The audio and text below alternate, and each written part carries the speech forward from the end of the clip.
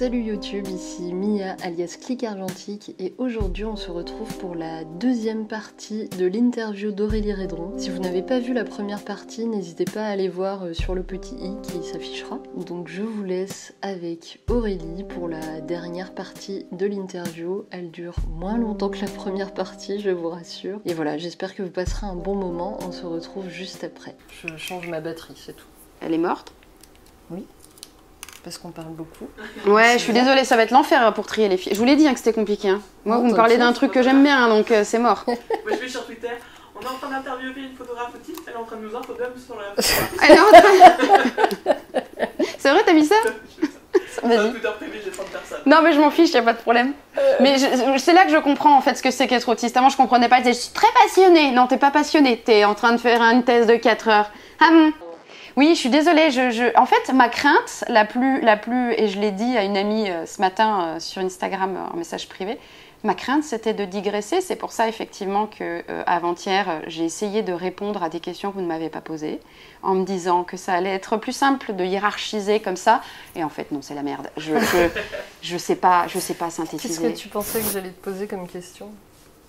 Vu qu'on part dans une discussion et en plus on parle photo, on est toutes les deux passionnées, tu sais, on est parti un peu loin aussi. Moi j'ai le côté un peu... T'es contente? Moi ça me va.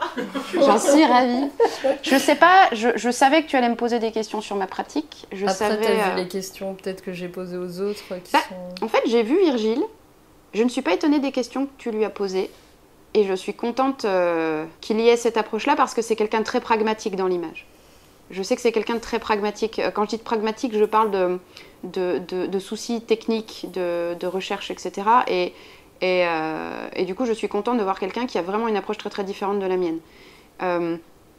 Julien, j'avais suivi aussi et je connaissais son approche. Je sais que j'ai toujours des interrogations qui vont au-delà de l'image et pas forcément le sens que je donne à l'image même. C'est-à-dire, tu vois, je suis pas que dans ce que je mets dedans, je suis aussi dans ce que ça représente socialement. Et j'ai vraiment une approche un peu méta comme ça de la photographie, qu'elle soit argentique ou numérique. Sauf qu'effectivement, les questionnements que j'ai sur la photographie argentique aujourd'hui, ça me fait aussi travailler l'esthétique, mine de rien. Mais j'aimerais bien les connaître parce que tu nous as expliqué le basculement et la différence de ton travail numérique et argentique. Oui. Donc cette histoire de perfection-imperfection quelque part. Mais il me semble qu'on n'a pas vraiment approfondi le pourquoi, justement, ce basculement-là et quelle est vraiment ton approche argentique. Je crois, au début, que je voulais simplement... Alors, quand j'ai commencé, parce que finalement, ça fait pas tant que ça fait 3 ans et quelques, tu vois. D'accord. Je suis pas... Alors, la photographie, c'est depuis 2012. C'est pas si vieux. C'est vieux et pas si vieux. En ce qui concerne l'argentique, c'était il y a 3 ans et demi, à peu près. 3 ans. Il y a 3 ans, ça faisait pas longtemps que j'étais en couple à ce moment-là. Il s'est avéré qu'au début, j'étais plus dans « Oh, t'as vu, c'est quelque chose de... » Il y avait quelque chose de nouveau. Esthétiquement, c'était nouveau, il y avait ce côté un peu aléatoire qui t'échappe, et puis tu t'es contente du résultat sans savoir vraiment pourquoi. Et puis, il y a eu cette obsession chimique qui s'est imposée, donc tiens, arrêtons donc de faire du révélateur classique. Hein. Et puis, il y a eu vraiment, là, ça s'est un peu calmé, mais ça va revenir bientôt, parce que mon frigo, en fait, j'ai 3 étages de frigo, le deuxième, il est plein, je peux plus rien mettre. Il y a eu cette obsession de quelle pellicule, tu vois. Cette obsession vraiment... Alors là, pour le coup, là, je pense que c'est vraiment une obsession autistique dans le sens où je suis allée chercher des pellicules dont tout le monde se fout, personne, enfin, qui connaît la Sears de 1900, mais je suis sûre que Sears, c'est même plus qu'il existe lui-même, tu vois. Et je suis allée chercher ça en me disant, tiens, qu'est-ce que c'est, est-ce que je la teste ou pas, etc. Et puis j'ai commencé à composer, en fait, surtout, même avant de savoir ce que je mettais dedans, il y avait cette espèce d'approche chimique et, alors je veux dire sensorielle, parce que j'ai pas d'autres mots, mais cette approche physique et sensorielle de la chose. Et puis du coup, c'est aussi en fonction des résultats que j'avais que j'ai décidé des sujets que je voulais aborder. Alors qu'en numérique, c'était pas du tout ça. C'était je veux parler de ça. C'est-à-dire que j'ai commencé par le sens et ensuite je disais j'ai envie de parler de ça ou j'ai envie de faire ci ou j'ai envie de travailler avec ce type de sujet, etc. Tac. Et après, je vais choisir. Voilà. Et là, j'ai fait totalement l'inverse, c'est-à-dire voilà, quand j'utilise ça et cette lumière-là, il se passe tel grain, il se passe tel truc, là l'image elle est détériorée à cet endroit.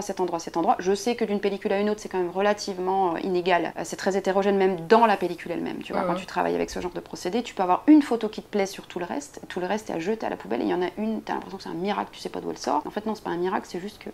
Et en fait c'est en fonction aussi des résultats Alors, c'était un cheminement un peu parallèle, c'est-à-dire que globalement, je me rends compte que je suis beaucoup plus portraitiste qu'autre chose, même si je fais de la mode aussi. Mais je suis beaucoup plus portraitiste et je travaille beaucoup sur du végétal, mais du végétal très proche. C'est-à-dire que je vais aller... J'ai toujours l'impression, quand je fais de la photographie, qu'il faut que je sois noyée dans ce que je vois. J'ai une obsession du gris, ça c'est que je porte pas d'ailleurs, parce que je suis toujours en noir, été, automne, hiver, voilà. Mais j'ai une obsession du gris et des plages de gris dans l'image, dans le sens où, quand je regarde une image, j'ai envie, même si je sais que c'est pas possible, sensoriellement, parce que ça demande beaucoup d'autosuggestion pour le coup, mais j'ai besoin de ressentir cette forme de sensation que j'ai quand je me bouche les oreilles, quand j'ai l'eau dans la tête, enfin tu sais, l'eau dans le bain. Il y a une jonction entre mon travail numérique et ce que je fais en argentique. Il fut un temps où j'écoutais en boucle. Donc on parlait d'Eliane Radig. Une musique que tu écoutais tout le temps. Une artiste française que j'écoute. Et donc j'écoutais sa musique, c'est du drone. Mais c'est pas du drone métal à la Sun, c'est vraiment du drone électro, tu vois. Donc c'est un son, si tu veux, c'est un son en fait qui mute très très peu, les fréquences elles s'écartent un peu. Faut l'écouter pour comprendre déjà. En fait quand j'écoutais toujours au casque et j'avais cette sensation toujours d'être vraiment physiquement dans ma tête, et j'aimais cette sensation vraiment d'être seule et contenue, tu vois. Et je voyais toujours du gris. Et j'ai toujours vu sa musique évoluer en gris, avec des gris plus blancs, des gris plus foncés, etc. Et là où je n'aime pas, il y a des endroits où je l'aime pas, c'est quand elle rajoute un peu de chant, vite fait, ou que le son devient beaucoup trop... les fréquences deviennent trop aiguës. Du coup, ça déroge un peu à la colonne vertébrale de sa musique. C'est-à-dire que du coup, je suis plus dans le gris et ça me perturbe. Et j'avais travaillé... je prenais à l'époque je faisais pourrir dans des pots des feuilles, des bouquets de persil, des machins, de la lavande. J'attendais que ça pourrisse et puis que ça fasse un dépôt, et en fait je faisais des photos de macro à travers les pots. Et c'est ça les photos qu'il y a sur ton Insta? Non, pas sur mon Insta, sur le site directement. Ça c'était du numérique. Ok. Mais il y avait donc une recherche des gris, du noir et blanc, etc. Et j'écoutais en fait toujours, même en retravaillant mes images, et je trouvais que ça communiquait beaucoup. C'est-à-dire que cette sensation que je pouvais avoir, cette sensation auditive, enfin cette espèce de perception auditive que j'avais et qui faisait que j'avais ces espèces d'occurrences de gris qui popaient comme ça, je les retrouvais dans les images que je produisais à ce moment-là. Donc la sensation tu vois, cette sensation de gris, cette sensation je sais pas expliquer, il y a une forme de distance sensorielle comme ça. C'est comme si la perception était très concentrée, était très dirigée. Et j'ai commencé à essayer de refaire la même chose en argentique, mais avec la dimension du gris visible en plus. Et mine de rien, quand je travaille mes images, je les pense... Alors c'est pour ça que je fais très peu de couleurs, ça m'arrive d'en faire, mais alors je n'ai pas du tout l'impression de voir la même chose, ce qui est normal parce que voilà, je vais pas rentrer dans des considérations scientifiques à propos de la perception, mais c'est normal que je ne les ressente pas comme ça.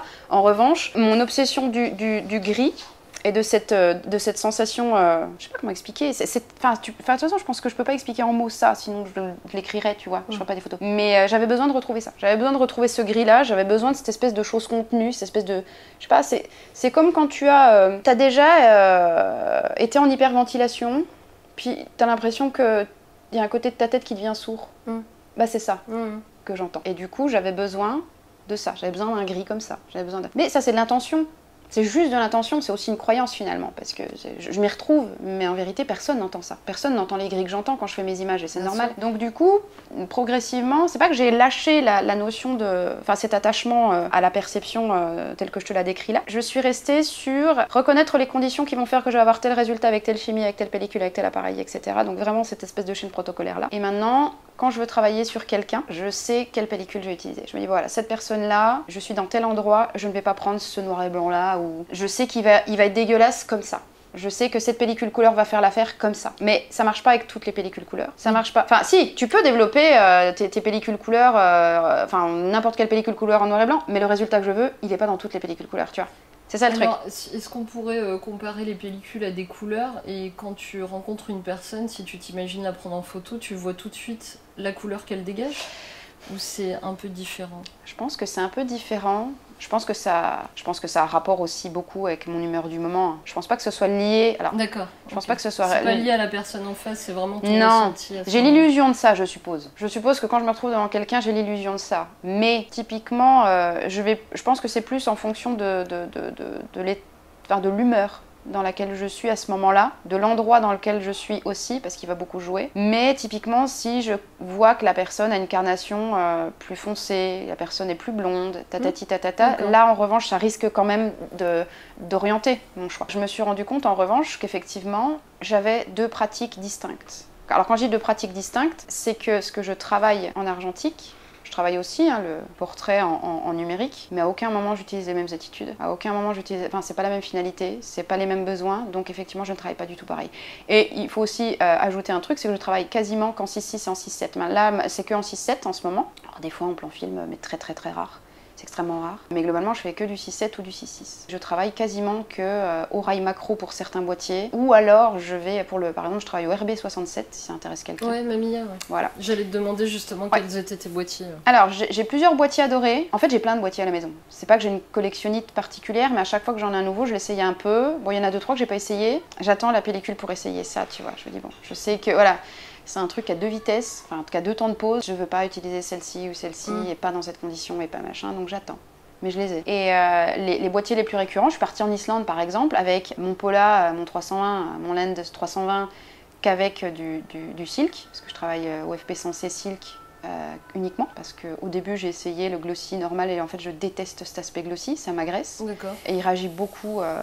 Enfin, j'aime pas en fait, ça a une incidence sur la perception en fait réellement, et je n'aime pas le bleu avec le glossy, qu'avec le silk tu vas te retrouver avec des dominantes de bleu parfois, mais ça atténue un peu, ça matifie, et du coup la perception est altérée, donc je sais pas, enfin, en tout cas je l'accepte mieux. Je suis partie avec ça, je suis partie avec un RB67, je suis partie avec un Pentacon 6, avec un rail macro, je suis partie avec Pentax 6.7 que j'utilise. Mais t'avais un... Ah mais non, mais je ressemblais à un sapin de Noël. Bah oui, là, parce que... Je suis partie sur un volcan. Non mais, je suis partie sur un volcan. T'avais les 3 boîtiers ? Ah mais j'avais tout. Alors, j'ai eu une chance inouïe, c'est que j'ai eu des acolytes relativement compréhensifs et gentils qui m'ont dit « Est-ce que tu veux que je t'aide ?» J'ai dit oui, parce que je me suis coincé le dos un jour parce que j'avais un sac à dos avec une partie des boîtiers, j'en avais autour du cou. Et oui, et le 5D. Donc je suis partie avec le 5D2 qui m'a servi uniquement à faire 2-3 vidéos et à faire mesure lumière. Où j'aurais pu avoir un pose-mètre, effectivement, mais le problème c'est qu'en basse lumière, j'ai des pose-mètres ne réagit pas si bien que ça. Ça a une grosse incidence en fait sur ce que je reporte sur le boîtier, donc j'utilise parfois le 5D2 pour avoir une approximation. Je sais par exemple que si les lumières à tel moment elles sont à peine cramées, pour telle pellicule, de telle péremption, de tel machin, nanana, ça aura cet effet là à peu près. Peu au prou, je te dis vraiment peu au prou parce que... Mais pareil, j'ai des dates aussi. Je te l'avais dit, si je l'ai dit, je sais plus, mais j'ai vraiment des dates de péremption. Oui. C'est telle pellicule, tu me parlais des pellicules tout à l'heure, je sais que la Tri-X-Pan Pro, je vais préférer celle de 71. De 69 à 71 par exemple, tu vois, c'est vraiment la gamme vraiment d'une période à une autre, ça change tout. C'est pour ça pareil quand les gens me disent mais comment tu fais ? Bah non, je vais pas te le dire, ça n'a pas de sens, c'est stupide. Et puis il faudrait que tu aies les mêmes boîtiers, enfin voilà tout ça. Mais du coup ça a vraiment orienté, je crois que je suis vraiment partie de cette vision un peu sourde. Alors quand je dis sourde, c'est vraiment au sens strict du terme, c'est vraiment cette espèce de sensation de perception écrasée pour aller chercher ce grain-là, ce noir-là, ce noir dégueulasse-là. Et puis pareil des fois, je me dis je vais sous-exposer cette pellicule-là. Moi je push pas par exemple, je m'appelle pas Virgile Roger, je suis désolée Virgile Roger. Je push pas, déjà parce que Sten Cafénol et compagnie, tu vois. Donc, mais en revanche, je me dis, tiens, il se passe ça, je vais sous-exposer là parce que je sais que ça aura tel résultat, tu vois. Alors ça aura pas forcément le résultat que je croyais, mais ça va donner quelque chose qui se rapproche de ce que je croyais avec le côté, entre guillemets... alors j'aime pas dire miraculeux parce que ça voudrait dire que c'est une espèce de truc un peu divin, non, c'est juste des occurrences chimiques qui font que ça se passe comme ça. Je vais surexposer parce que je sais qu'il va se passer ça, tu vois. Du coup ça demande quand même mine de rien de la maîtrise aussi. Mais il y a quand même une forme d'immaîtrise qui me séduit et qui fait que je reste là pour ces sujets-là maintenant. Donc voilà. Du coup tu ne fais pas de ville ? Non. Oui, je te demandais si tu faisais de la rando du coup avec Julien ou pas ? Non. Non, déjà parce que parce que je suis petite. Alors, je suis petite, je marche pas très vite. Je connais pas bien mon endurance. Donc j'évite de suivre des gens qui font de la randonnée parce que je suis quelqu'un... Je suis pas très lente, mais en marche, je suis assez lente. Et je pense que je frustrerai les autres. Mais j'aime bien faire les choses aussi toute seule. Du coup, j'en faisais quand je partais en Islande, je partais avec des gens quand même. Mais il y avait des gens aussi lents que moi. Je suis pas très paysage en photo déjà parce que je ne retrouve pas sensoriellement. J'ai plus le paysage, j'ai besoin des odeurs et des bruits, ou au moins de cette espèce de projection un peu de paix que tu as quand tu es quelque part et j'arrive pas à le traduire en images, donc je vois pas l'intérêt. Mais j'ai quand même fait un peu ça en Islande malgré tout. Donc j'ai ramené des paysages islandais en noir et blanc pour la majeure partie d'entre eux. J'ai eu un accident de Mamiya qui m'a valu le plus gros fou rire de toute ma vie. Et aussi la plus grosse déception, parce que je me suis retrouvée avec une vingtaine de pellicules avec des leaks, tu vois, en plein milieu. Donc voilà, donc quasiment tout acheté à la poubelle. J'ai pas fait de paysage pour faire du paysage, dans le sens où j'ai pas fait de paysage avec l'intention de faire du paysage. C'était de ramener des photographies en noir et blanc de paysage, mais j'ai pas la même... Non, c'est pas du tout ça. Mais j'en ai fait en Polaroid aussi. D'accord. D'ailleurs, il y en a 2 que j'aime beaucoup. Ça, du coup, on va pouvoir en parler aussi. Ouais, ça c'était l'endroit à côté de la galerie. Là-bas ? Oui, Ok. c'est tout l'Islande là. Ok, bah c'est ce que je me suis demandé, c'est pour ça que je me suis dit qu'on allait rebondir. Mais là, en fait, c'était juste en sortant de la galerie, tu tombais sur le bord de l'océan comme ça. Et voilà. C'est space, la texture de... C'est ma préférée. En fait, ça fait vraiment des petites alvéoles et ça atténue justement moi, le côté glossy m'agresse en fait. Oui. Je le trouve agressif et bon, ça c'était la niaiserie du coucher de soleil, mais il m'en fallait un. On vous montrera après. Ouais. Ça, c'est Odur. C'est un artiste musicien surtout qui travaillait en permanence à la galerie. On avait un peu travaillé sur lui. Il n'était pas très à l'aise, puis après ça a été, c'est vrai. Alors celle-là est très sombre, mais je l'aime beaucoup quand même. Ouais, le jeu de lumière est chouette. Tout à fait. Et tu vois, il y a des dominantes un peu marron verdâtre. Donc ça, c'est un musicien que j'ai rencontré là-bas. En fait, je rencontrais des gens. Ça, c'est Agatha. Voilà, merci. Agatha, elle fait du collage surtout, elle fait un peu de tatouage, elle est polonaise, elle était là aussi, donc non pas en résidence, mais elle connaissait des gens. Là, c'est une tentative infructueuse de photographie de baleine. Donc comme tu peux le constater, il n'y a pas de baleine. Voilà, elle est là. Oh, génial. Elle est juste ici, mais cette espèce de sous-marin, là, c'est un accident de chimie. Mais j'ai essayé, j'ai pas réussi, en fait, ça a été vraiment l'enfer. Donc du coup, je les ai gardés quand même, mais globalement, ça ne servait à rien. Tu vois, tout ça, ça servait à rien. Elle est là, on voit la pointe. Ça, c'est mon amie Camille, qui est française et qui vit donc en Islande depuis, je crois, 4 ou 5 ans. D'accord. Alors, je t'ai demandé, mais je ne me souviens plus si je te l'ai demandé. Dis-moi. C'était en quelle année, ça ? C'est cette année, au mois de juin. Cette année. Là, c'est un phare qui était pas loin, enfin, qui est à quelques kilomètres de la galerie, qui est vraiment au bout de la côte. Ça, c'est un volcan. Avec une amie, en fait, on tu allait... fais un petit peu de paysage, du coup. Bah ouais, mais un petit peu, mais pas trop, quoi. C'est pas mon truc de prédilection, mais là, j'avais vraiment envie de voir ce que ça rendait.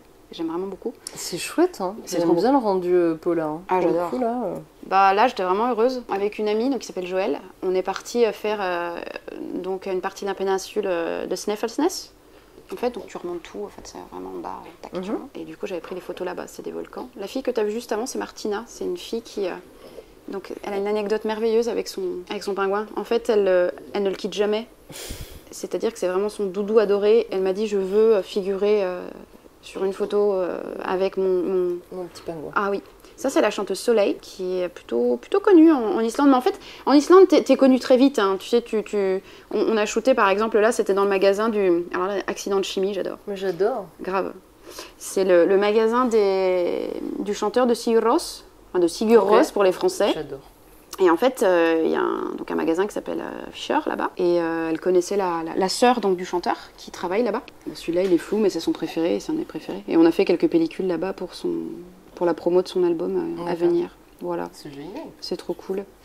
Et après, Ça y est, on a fait le tour. Ouais, mon préféré, enfin mes préférés, c'était vraiment, je sais pas pourquoi, ce bord de mer, alors qu'il y a quasiment rien, tu vois, c'est juste des cailloux et de la flotte. Mais le rendu du bleu, du Pola, est assez fou.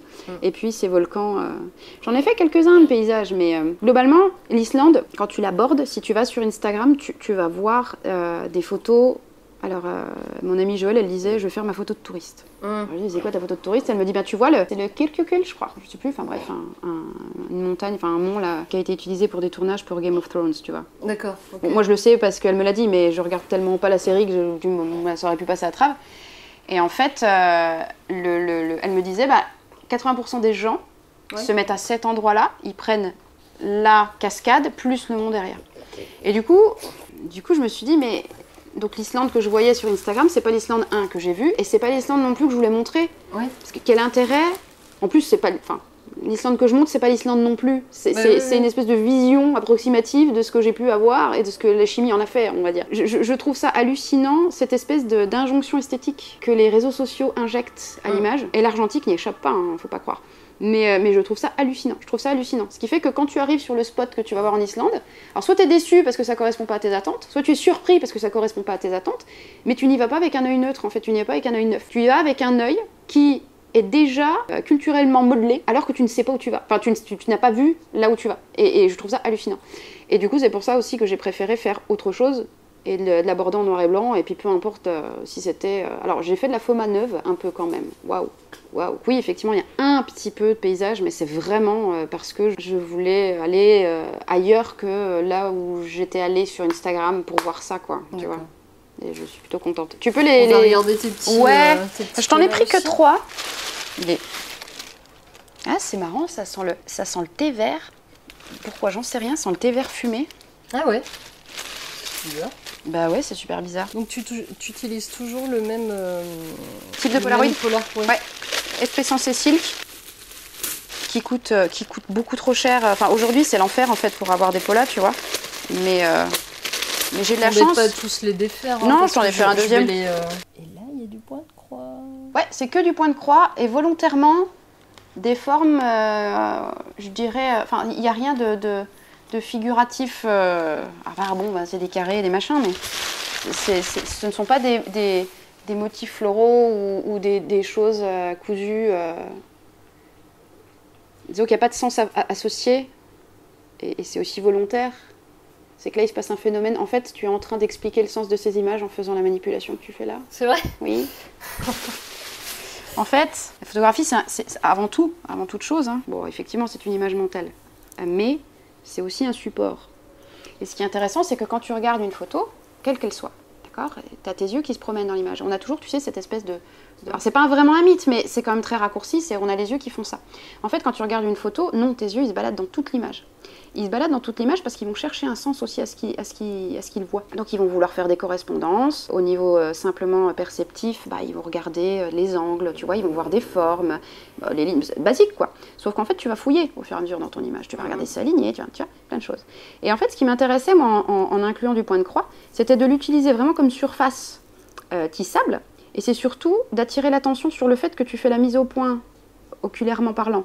Tu fais la mise au point sur les points de croix, puis tu reviens sur l'arrière-plan. C'est-à-dire qu'elle devient à la fois un support et un arrière-plan. Du coup, il y a une espèce de confusion un peu comme ça. Une espèce de confusion perceptive, c'est-à-dire que tu ne sais plus ce que tu dois regarder. Tu ne sais plus si tu dois regarder ça. Voilà. Et tu cherches une correspondance. Alors moi, ils me disent, mais ils veulent dire quoi, là ? Ils veulent dire quoi, les motifs ? En fait, ils veulent absolument rien dire. Ils veulent dire que ce que tu as envie de leur dire, parce que ça, c'est ce qu'on fait tous déjà au départ. Hein. On croit qu'on est un peu neutre de notre manière d'aborder, mais si tu as envie de dire, j'en sais rien, j'ai juste fait des correspondances colorimétriques, en fait, tu vois. Là, c'est un peu le même rose, un peu, voilà. Mais globalement, ce qui m'intéresse, c'est d'ailleurs pour ça que j'ai impliqué la notion de fovea dans le descriptif. La fovea, c'est la zone de l'œil qui te permet de voir plus précisément. Tu vois. Donc en fait, quand tu regardes, je sais pas, tu vas peut-être être attiré par le nombre de points de croix que tu vois. Est-ce qu'ils sont bien faits ou pas ? Est-ce qu'ils sont pas de travers ? Est-ce que ceci ? Ça donne envie de les toucher. Ouais, mais grave, qu'est-ce que c'est ? Et pourquoi 1, 2, 3, 4 ? Et pourquoi pas ? Ouais, mais c'est marrant. Là, tu cherches, mais tu cherches les points, tu cherches plus l'image, tu vois. Ouais. Et c'est ça qui m'intéresse. C'est que là, d'un coup, tu regardes l'image, tu dis est-ce que ça apporte quelque chose à l'image ou pas ? Est-ce que ça a un sens dans l'image ou pas ? Ça pourrait très bien être une carte, tu vois. Là, par exemple, quand je vois ça, ça me fait penser à ces cartes à jouer. Ah, le chat va être ravi. Viens faire le fouillon, là. Mais tu vas chercher un sens au fait qu'il soit là. Moi, c'était juste le côté géométrique qui m'intéressait. Et puis c'est surtout que normalement, le point de croix, ça se fait sur une trame que je ne peux pas respecter parce que les alvéoles sont trop petites. Mon rêve ultime, ce serait de pouvoir en faire à la taille de la petite trame qu'on voit sur les polas. Mais alors il faudrait une aiguille de je ne sais pas combien de microns avec un fil, tu vois. Puis alors une loupe, faut faire ça au microscope, quoi. C'est vraiment c'est de loin, tu vois quelque chose. C'est ce qui se passe, c'est ce qu'on fait toujours en fait quand on perçoit une image. Sauf que là, on est perturbé par le relief. Du coup, en fait, tu vas regarder le relief, tu vas pas comprendre ce qu'il fout là, tu vas chercher du sens, tu vas regarder. En regardant là, l'image est floue. En regardant l'image, les points sont flous. Et c'est vraiment cette espèce de dissonance. Alors, c'est super, mais dans le cadre d'une expo, dis-moi. Là par exemple, ils étaient chez Paul Trade, tu Oui. Ouais. Est-ce que les gens pouvaient les manipuler ? Non, ils ne pouvaient pas les manipuler. Ouais, mais déjà le fait de te rapprocher, c'est déjà bien. Ils étaient à hauteur d'yeux. Donc en étant à hauteur d'yeux, il y avait déjà... pouvoir le prendre comme ça, regarder... Ah mais là, tu pousses encore le vis plus loin pour le coup. Oui, je vise. C'est très intéressant en revanche, d'avoir accès à cette possibilité-là. Mais effectivement, si tu en restes juste à cette surface plane comme ça, qui est globalement souvent montrée, soit... tu vois, on les accroche comme ça, souvent. Les yeux sont perturbés. Et c'est ça qui m'intéressait, c'était de perturber les yeux. C'est-à-dire, c'est d'aller au-delà du sens même de l'image On cherche du sens dans l'image toujours.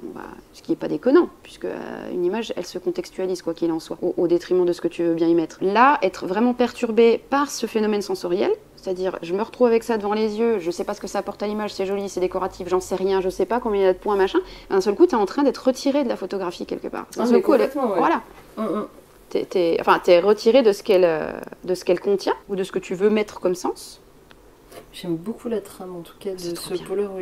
Ils sont trop bien. Après, je te dis pas que les sujets photographiés sont gratuits, parce que tu pourrais me dire, ouais mais attends, t'aurais pu prendre des pots de fleurs. Non, effectivement, j'ai fait des corps sans visage. Ah là, on le voit. Ah, j'avais amené celui-là. Je crois que c'est le seul, enfin c'est un des seuls où justement j'ai utilisé une partie de l'image quand même, parce que c'était un des premiers, donc j'avais pas poussé la réflexion si loin, mais où j'avais récupéré ces... Et du coup, ils sont moins bien faits que les autres d'ailleurs. Ils sont un peu plus médiocres au niveau technique. Mais par contre, je l'aime beaucoup celui-là parce que voilà. Et du coup, voilà, il y a toujours des corps sans visage, etc. Donc tu vas dire, mais tu vas vouloir chercher pourquoi il y a des corps sans visage et blabla, alors que finalement, le sens, il n'est pas forcément là-dedans. Ouais. Il va être plus dans cette espèce de différence de plan. Donc voilà. Et j'avais aimé travailler là-dessus, j'aimerais bien en faire d'autres. Et j'ai réfléchi au début, je me disais, mais est-ce que tu veux coudre des motifs, alors quand je dis reconnaissables, c'est genre des fleurs, des noms, des roses, des coquillages. Eh ben, je me suis dit que non, parce qu'au final... Même si c'est quand même des formes reconnaissables, tu vois, c'est des pseudo-ronds ou des pseudo-carrés ou des pseudo-trucs. Ouais. Mais j'ajoutais un indice dans l'image qui n'avait rien à y faire, en fait. Plus tu enfin, en tout cas là, pour l'approche, plus tu rendais la chose visible, accessible, j'ai pas le mot, figurative. Voilà, plus tu la rendais figurative, merci. Plus je la rendais figurative, plus je m'éloignais du sens, entre guillemets. De l'effet. Ta volonté, en tout cas, que tu voulais donner, effectivement. C'est ça. Ouais. L'effet, il est juste dans qu'est-ce que je dois regarder, en fait, finalement. Et c'est ce qui nous arrive dans les images. En fait, si tu prends, par extension, l'interrogation, il faut absolument qu'on se rende compte que dans l'image, on ne regarde que ce qui nous va. Alors, quand je dis que ce qui nous va, c'est pas que ce qui nous plaît, c'est que ce qui entre en contact avec nos valeurs, avec notre mémoire, avec notre culture, tu vois, donc c'est pas que de la culture, globale, c'est aussi de la culture individuelle, c'est de la construction individuelle. C'est pour ça que ça m'énerve les discours des bonnes photographies ou des mauvaises photographies. Je pense qu'il faut arrêter de les regarder sous ce biais-là, enfin sous cet aspect-là, sous cet angle-là. Je crois qu'il faut qu'on arrête aussi alors c'est un peu déterministe ce que je vais dire, mais on est très victime finalement de nous-mêmes dans notre manière de percevoir les choses. En fait, on n'a pas grand contrôle. C'est pour ça que la culture de la photographie est importante et je pense que s'interroger aussi sur ses propres valeurs et sur ses propres préférences est important aussi. Parce que ça permet de les regarder différemment. Tu vois, c'est comme si tu as une deuxième lecture de l'image, quoi. Mais pas de se fier qu'à l'émotionnel. Clairement, oui. Clairement. Bien. Je pense qu'on va s'arrêter là. Ouais. Je pense qu'on a bien assuré. On a abordé plein de trucs. Je suis désolée, je parle beaucoup. Hein. C'est très très bien, mais je me demande si t'es pas épuisée, quoi. J'avais tellement peur de ça, je me suis dit, oh là là, je sais qu'elle va me dire, c'est quoi la couleur d'une feuille? Alors, les châteaux forts. Parlons-en. Voilà, cette vidéo elle est terminée, j'espère qu'elle vous a plu, j'espère qu'elle vous a apporté quelque chose. N'hésitez pas à me mettre en commentaire des remarques au sujet de cette interview, je serai ravie de vous répondre comme d'habitude. N'hésitez pas également à passer sur ma page Tipeee ou également à aller voir ma petite boutique Etsy, ça fait toujours plaisir en tout cas de recevoir quelques commandes. Bah écoutez, je vous dis à la semaine prochaine, on se retrouvera pour une toute autre aventure et je vous dis à la semaine prochaine. Allez, salut. It's the hips.